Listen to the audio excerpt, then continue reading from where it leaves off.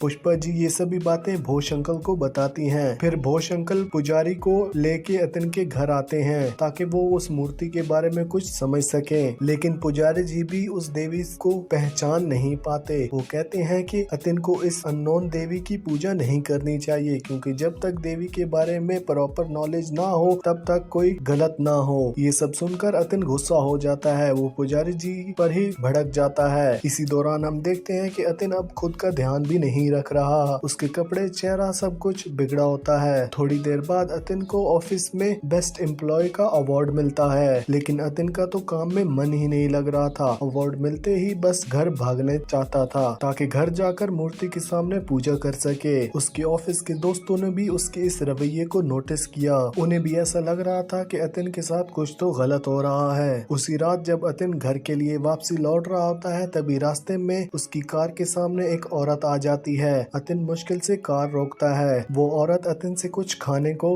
मांगती है। अतिन उसे अपनी ऑफिस पार्टी का बचा हुआ खाना दे देता है। तब वो औरत अपना नाम बताती है। इसका नाम डामरी होता है। वो कहती है उसे उसके घर वालों ने घर से निकाल दिया क्योंकि उसका पति इस दुनिया में नहीं रहा। फिर वो अतिन से कहती है कि मुझे अपने घर ले चलो। किसी वजह से अतिन डामरी को अपने घर ले आता है। पुष्पा जी को ये बात बिल्कुल भी पसंद नहीं आती, लेकिन अतिन की जिद के आगे वो हार मान जाती है। पुष्पा जी दामरे को खाने को तो कुछ दे देती है, लेकिन उसे अच्छा नहीं लगता। दामिर का बिहेवियर भी धीरे धीरे बदलने लगता है, जैसे वो किसी बड़े प्लान का हिस्सा हो। लगता है जैसे दामरी का कोई डीप कनेक्शन हो उस देवी की मूर्ति के साथ और अतिन को बर्बाद करने आई हो। अतिन वापसी घर आकर तुरंत ही मूर्ति के सामने पूजा में बैठ जाता है और दामरी उसे देखकर खुश हो जाती है। फिर आधी रात को पुष्पा जी की नींद खुलती है। जब वो कैंडल जला रही होती है तो उसे एक भूतिया औरत दिखाई देती है। पुष्पा जी डर जाती है और सीन वहीं पर कट हो जाता है।